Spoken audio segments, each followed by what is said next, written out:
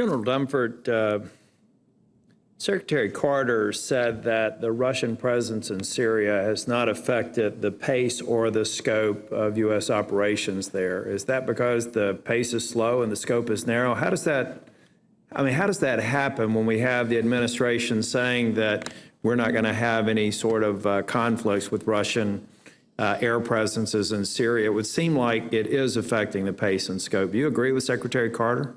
Senator, I do. We are because we're focused on ISIL, and the Russians are largely conducting operations to the west.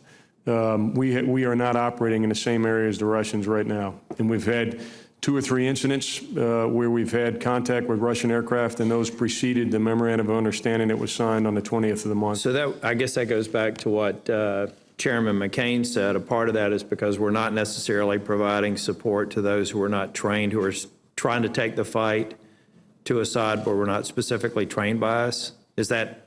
That's correct, Senator. We're operating in 2 different areas. I want to get to Iraq, and specifically in your meetings in Iraq.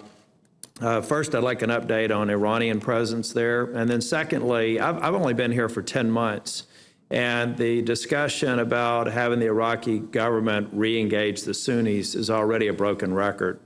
Over the last year, is there any tangible evidence that they've actually acted on the words of re-engaging? Yeah, Senator, with the caveat that we're not satisfied with the outreach to the Sunni and very aware that that's a necessary condition for us to be successful, is that we actually do have an inclusive government, inclusive of the Sunni.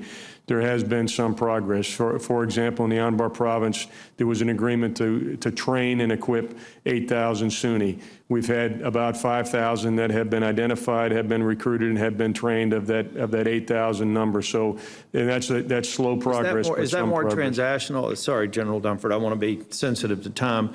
Is that more of a transactional win, or are you seeing any sort of systemic changes that are going to make sure that remains sustained and that we build on it? I can't tell you that I've seen systemic changes, Senator. I don't think there is any. What about the Iranian presence in Iraq right now? Where are they? What are they doing? And what should we be concerned with? Well, they still have the provisional forces that are there. Is that still around 1,000? You know, Senator, the numbers have been bounced around. I think it's been more. You'd say 1,000? Mm-hmm. Yeah, I think there's more than 1,000 Iranians that are on the ground in Iraq. And in Syria? In Syria, we think the numbers are probably something less than 2,000, is our assessment.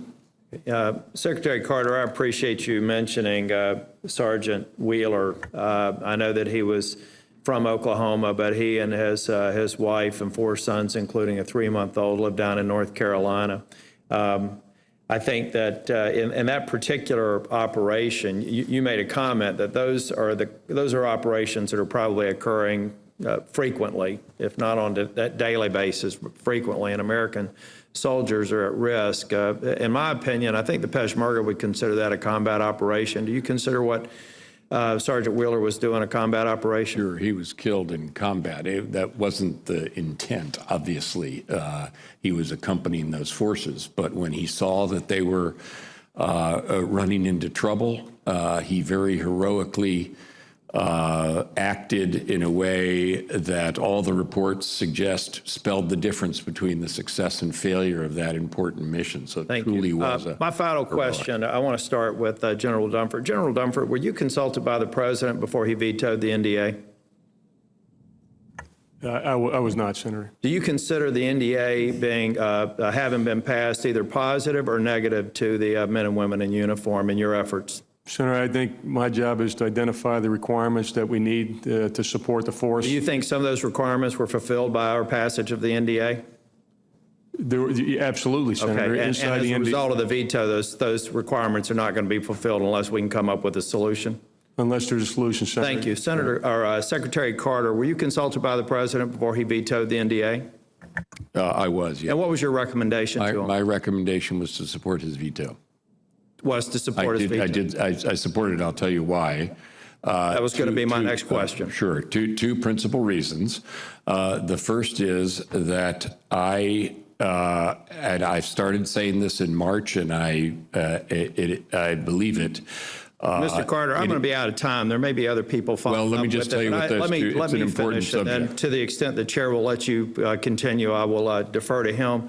But are you telling me then that you think that the president's veto leaves our military of the NDAA better off than with it? The president's veto of the NDAA is something that reflected two facts, just to get back to what I was going to say.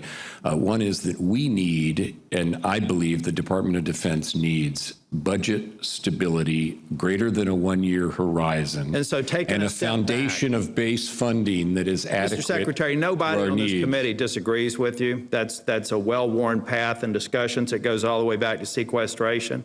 But I find it remarkable, given the circumstances we're in now and the testimony today, that we would take a step back with this NDA while we continue to fight that fight, because that's going to require a willing administration. And one thing's clear to me, this administration is not willing to confront the challenges that these men and women have in uniform today.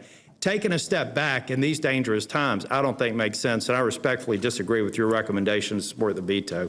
Thank you, Mr. Chair. Well, if I can just say, I think that just to say what I think we need is what I hope is going on now, which is a true budget agreement where Washington comes together behind a honest, straightforward budget with some multi-year horizon. That's what the department deserves, and that's what I've been saying for months, and perhaps that is occurring as we speak. But I can only be honest and say what I think is best for the department, and that's honestly what we need. I realize that no individual member or individual committee can deliver that. It requires a coming together of gridlocked Washington behind an overall budget deal. I fervently hope that that occurs. I know there's some indication, I'm not involved in it, over the last couple of days that might occur, and that is what I have been urging ever since March, and I fervently hope that can occur. That's what the troops deserve. That's what the world needs to see.